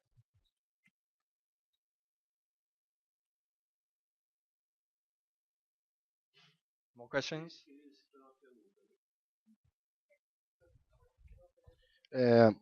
Eu sei que não foi para minha pergunta, mas eu gostaria de fazer dois comentários, um a respeito dos BRTs e o outro a respeito da educação no trânsito. São desafios do município do Rio, e eu, como representante da Prefeitura de Niterói, compartilho dos mesmos desafios. uma consideração sobre os BRTs do Rio. São 4 linhas, né, que atravessam 4 tipos de regiões bastante diferentes entre si. Então é difícil ter uma solução de prateleira para aplicar todas elas. Transoeste passa pelas regiões menos densas da cidade. A Transcarioca passa por um traçado urbano consolidado, tradicional, e a Transbrasil totalmente industrial, numa avenida, num eixo que ele próprio está totalmente afastado do entorno, da demanda lindeira, por exemplo. Que eu acho que é o seu objetivo, captar mais demanda lindeira, menos passageiro pendular. Não sei, talvez especificamente no BRT da Transbrasil tenha uma oportunidade muito boa de desenvolver TODs, sobretudo em estações de integração. Principalmente se o BRT integrar com os outros modos, né, de transporte, ferrovia, por exemplo, e o metrô. Esses pontos de conexão são pontos de valorização do solo, que tem como usar instrumentos de gestão da valorização do solo para captar investimento, para fazer as melhorias, e a partir daí você desenvolver. São pontos a partir dos quais você chega em qualquer outro ponto da região metropolitana. Então, sim, esses pontos de integração são fundamentais. Carioca, ao longo dela toda, talvez tenha diversos lugares possíveis de implementar TOD. Já Transolímpica e Transoeste são mais complicados pela conformação do resto do espaço. Eu acho que esses pontos de integração são fantásticos. A gente hoje tem uma malha ferroviária que atende a Zona Norte. O que esses BRTs criam é uma outra malha que atende a parte do município do Rio totalmente desassistidos de transporte. Quando você faz essa rede, você está criando vários pontos de conexão de onde você chega em qualquer ponto da cidade. Esses são pontos fantásticos para fazer TOD a nível estratégico, assim, né, macro. E sobre a questão da educação no trânsito, lógico que isso é fundamental, é necessário no dia a dia, e é um trabalho ad eterno, não pode parar nunca. Mas eu não sei se o foco do TOD, do TOD, é exatamente alcançar nessa profundidade da educação no trânsito. O que eu acho que a maior contribuição dele é tornar desnecessário a utilização dos automóveis. O número de acidentes cresce, não para de crescer, porque o uso está cada vez mais intensivo do automóvel, porque o planejamento faz com que a gente fique refém do automóvel.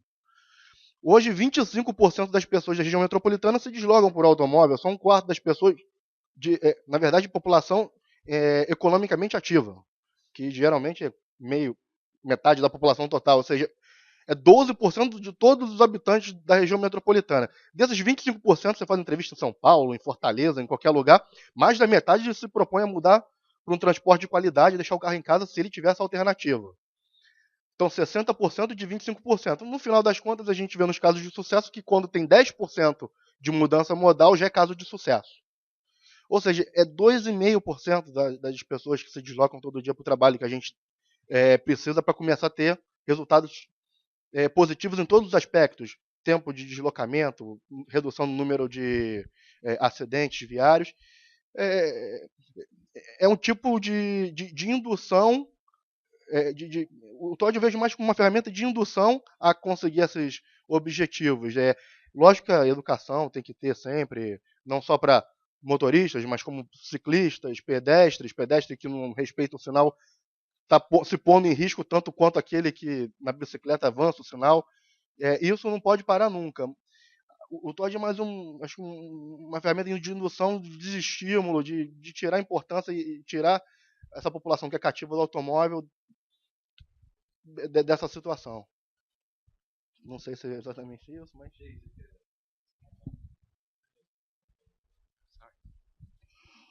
Eu queria parabenizar o ITDP e o IPEA por esse desafio, né, de fazer as métricas. Eu sei que é uma parte chata, ninguém gosta de se debruçar durante tantos anos, né, sobre conceitos, né, e estressar ao máximo, né, as perspectivas e as possibilidades para encontrar um denominador comum e aí sim poder fazer uma leitura global e acompanhar né, a evolução usando o mesmo critério, né? Eu vim da área da pesquisa também, eu sou pesquisadora, fui pesquisadora há 5 anos da Fundação CID, trabalhei nos indicadores do déficit habitacional, na pesquisa aplicada do déficit habitacional, e sei como é que isso é chato, né? E é árido, né? Mas é bem importante. Eu não sei se eu entendi a parte que você falou do projeto. Eu não sei se eu captei exatamente o que você quis dizer, mas eu gostaria de colocar um desafio para vocês, como sugestão de metodologias nessa imersão que vocês vão fazer. Eu acho que valeria um seminário com os arquitetos. Nós fizemos uma avaliação das profissões que, na época da crise econômica e o grande avançar da favelização, né, como uma leniência na ausência das políticas públicas de habitação, né, uma das características que marcou o apartheid e o crescimento da violência não era porque eram áreas pobres, mas áreas onde só a polícia entrava. Né? Então, o único equipamento de Estado presente nessas localidades era a polícia. E nós identificamos que, além da polícia, você tinha os médicos, os professores quase pedindo para sair e os arquitetos querendo entrar. Então, além do aparelho de policial, das 3 profissões que lidavam de alguma forma, os arquitetos eram os que pediam para entrar. E todo esse programa de reurbanização se deve muito em parte à filosofia dos arquitetos e urbanistas de entenderem que a missão social da sua própria profissão é também levar a cidade à urbanização. Então, ouvir os arquitetos em nível nacional, em especial aqueles que participaram desses programas, que se debruçaram sobre os desafios desse projeto, talvez resgate conceitos, né, que possam vir aí a contribuir para essa métrica. Porque a métrica, só pela métrica, né, igualando ao resto da cidade, ali tem desafios muito mais profundos. Como transformar uma favela em bairro, como socializar, como enfrentar esses conflitos, né, que são negados, né? Então, eu acho que os arquitetos podem dar elementos, talvez não os indicadores propriamente disso, mas elementos para vocês focarem. E o outro desafio é usar aí sim como indicador o quanto que a obra segue o projeto. Por isso que eu falei que eu não sei se eu entendi o que você falou do projeto, mas internacionalmente, valorização de projeto é sinônimo de desenvolvimento.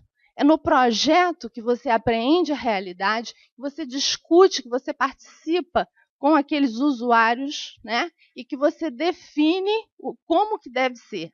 Só que aqui a gente tem uma distinção entre o projeto, que é um mal necessário para ter a licitação da obra, e a obra que descaracteriza 70%, quando não 100% do projeto. Então, criar um indicador para saber se a obra obedeceu ao projeto inicial que estava lá, que foi o responsável por alavancar o recurso, porque nele tinha a filosofia certa, porque nele tinha as diretrizes certas, porque nele estava atendendo aos indicadores que se pretendia, e isso vai ser um indicador forte.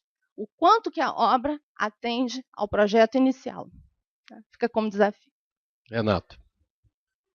Bom, agora eu fico super feliz com essa última fala aqui, para poder, e começo por ela, passar uma das maiores dificuldades que a gente teve, que a gente vai enfrentar com o esforço de São Paulo, de outras cidades, etc., que é essa de valorização do projeto.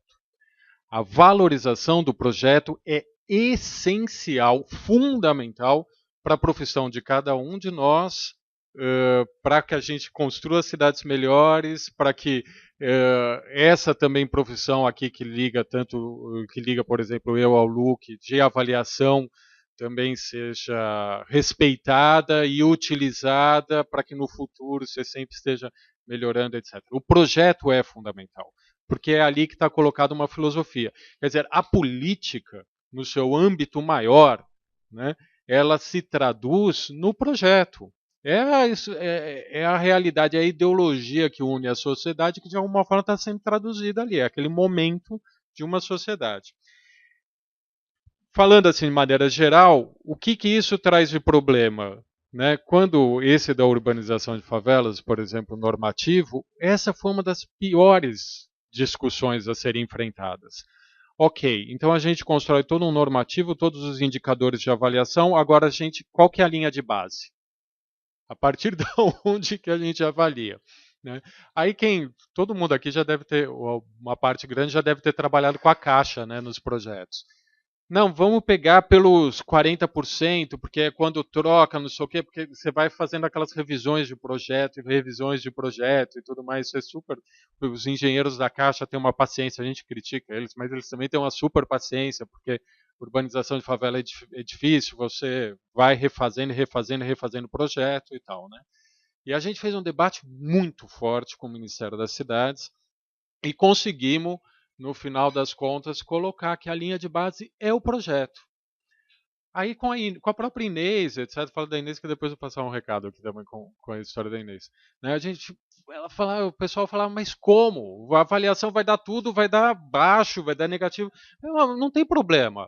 No início é assim, mas ao longo dos anos, essa é a perspectiva, e a educação, alguém falou da educação, é a perspectiva da pedagogia que vai em tudo isso. Ao longo dos anos, esse projeto a própria sociedade, o arquiteto e etc., vai vendo que o projeto tem uma importância e ele vai tendendo a melhorar. Essa é a nossa perspectiva, foi aí que a gente bateu e conseguiu. Né? Então tá ali nesse TD, você der uma olhadinha, tá lá colocado, vamos ver se traduz em normativo. Tá?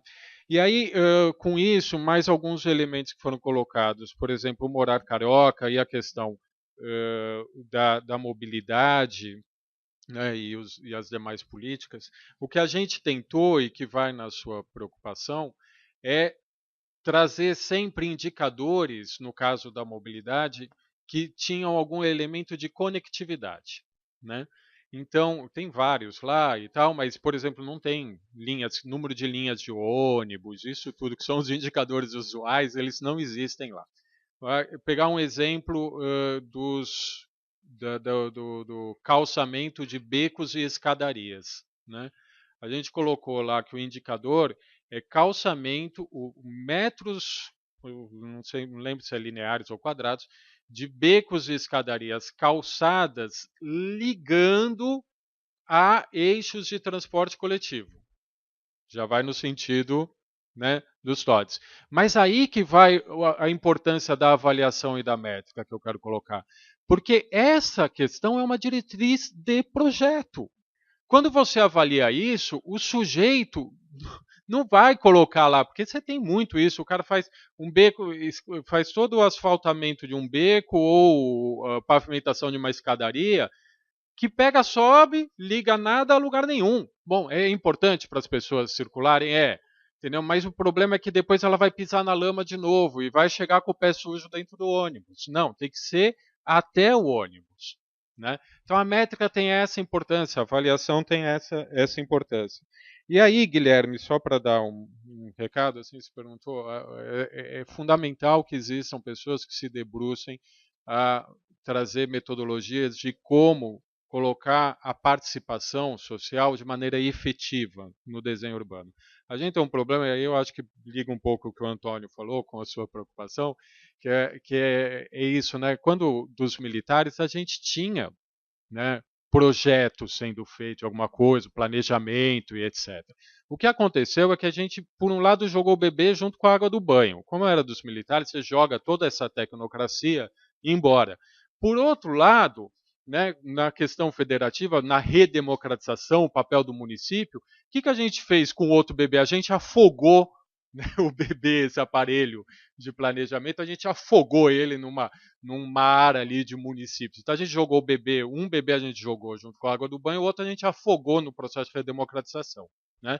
O fato é que aí a gente estão tentando esse processo participativo, mas com muito pouca metodologia efetiva, que traga efetividade. A gente tem que avançar muito. Um exemplo que eu acho importantíssimo, e que a gente vai tratar isso, e por isso que eu falei da Inês, falar de novo, essa semana eu vou gravar o Panorama IPEA, um programa de TV do IPEA, junto com a Inês Magalhães, sobre o Fórum Urbano Mundial. Um dos exemplos que a gente vai trazer lá é o que eu te daria, Guilherme, que é o de Medellín. Né? Vai passar aí no começo de maio. Ninguém vê a NBR, mas de vez em quando tem umas coisas interessantes. Vocês podem ir lá ver a Inês Magalhães falando. Eu só sou o cara do IPEA. Mas um dos exemplos bastante interessantes lá de Medellín, e que o pessoal aqui do ITDP tenho certeza que conhece, e que vai da participação social, Medellín tem todos os metrocables e tudo mais, né? O atual, que eu acho que é o terceiro metrocable que está sendo construído, ele sai da estação de metrô, como os demais, com total integração, né? E vai em direção lá, uma área mais periférica.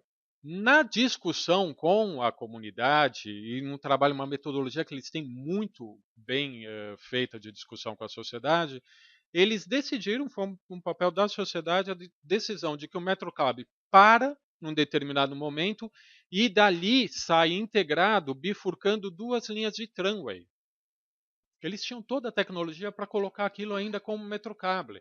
Mas aí, bom, aí tem que procurar a história, está toda lá documentada, tem um sentido para a sociedade naquela área não ser mais por cabo, mas ser por tramway, né? Então foi uma reviravolta no projeto e que nasceu com essa participação. Vale a pena buscar isso.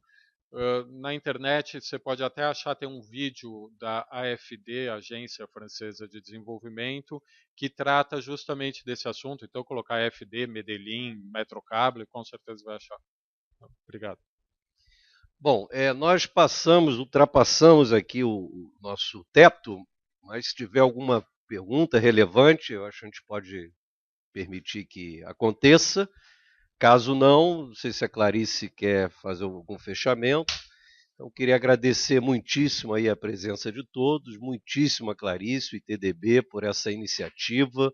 Conte sempre com o Conselho de Arquitetura e Urbanismo, até porque o que me parece, e mais do que me parecer, quer dizer, eu tenho uma certa convicção e um otimismo nessa história toda, é de que a partir do momento, inclusive, da criação do próprio Conselho, em que a gente estabelece uma nova ordem, né, institucional dos arquitetos e urbanistas, claro que mantendo o papel importantíssimo das nossas entidades de arquitetos e urbanistas, mas com essa nova ordem institucional, a gente tem uma possibilidade de organizar um pouco mais, de forma audaciosa, o próprio papel da profissão. E me parece que agora é quase que impossível imaginar que não haja uma convocação, de fato, dos arquitetos urbanistas para essa tarefa de reconstrução das cidades. Quer dizer, é claro que essa é uma ação multidisciplinar, é uma ação de ordem governamental, mas é uma ação essencialmente, sob o ponto de vista profissional, das atribuições profissionais dos arquitetos urbanistas. Então, me parece que é uma oportunidade que a gente está vivenciando nessa constatação de que a mudança é fundamental, porque senão as cidades, como já está acontecendo, né, as cidades caminham para um desfecho tenebroso, né? Então, queria agradecer muitíssimo, especialmente ao nosso principal palestrante, pela sua presença, pela sua participação. Você quer complementar alguma coisa? Então, vou passar aqui para a Clarice e agradecer. Espero que possamos realizar novos encontros, né, Deise? Novos bate-papos, novas propostas, né? Clarice. Bom, obrigada, Sidney. Obrigada, Luke, Deise, Renatos, pela participação e todos vocês. O TOD, o padrão de qualidade TOD Standard está no nosso site, em português. Quem quiser uma cópia ou mais cópias, a gente tem várias cópias aqui, se não me engano, pode levar várias para distribuir para outras pessoas, e o link está no site também, podem baixar. E eu acho que, acima de tudo, principalmente para os arquitetos e urbanistas e pensadores sobre a cidade, esse é, obviamente, um material em evolução, em constante evolução, né? Como a gente tem também o padrão de qualidade BRT, por exemplo, que está agora no 3º ano, e todo ano é revisto, todo ano tem novas questões que surgem, adaptações. A mesma coisa vai acontecer com esse material. A gente já sabe que tem várias questões que já estão sendo discutidas, né, do ponto de vista de habitação social. Então, acho que existe é natural que a gente evolua junto, principalmente em cada um dos países onde a gente está atuando. Então, fiquem à vontade para nos escrever. Eu acho que a maior parte das pessoas aqui tem o meu contato. Quem não tiver pode pegar, ou de qualquer uma das pessoas da nossa equipe. E fiquem à vontade também para divulgar esse material, para utilizar esse material, para compartilhar com a gente o que está dando certo, o que não está dando certo. A gente tem muito interesse em saber como é que a gente consegue junto modificar de fato a realidade das nossas cidades brasileiras.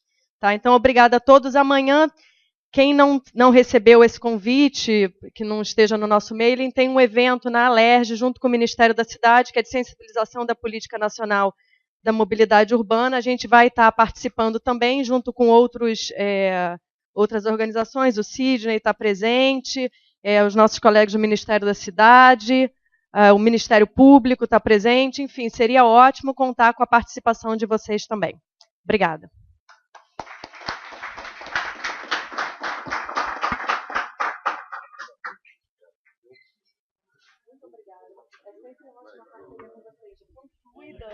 Gente, tem um brunch aqui, tá? Por favor, durante o brunch, vale a continuar as perguntas aqui para o Luke.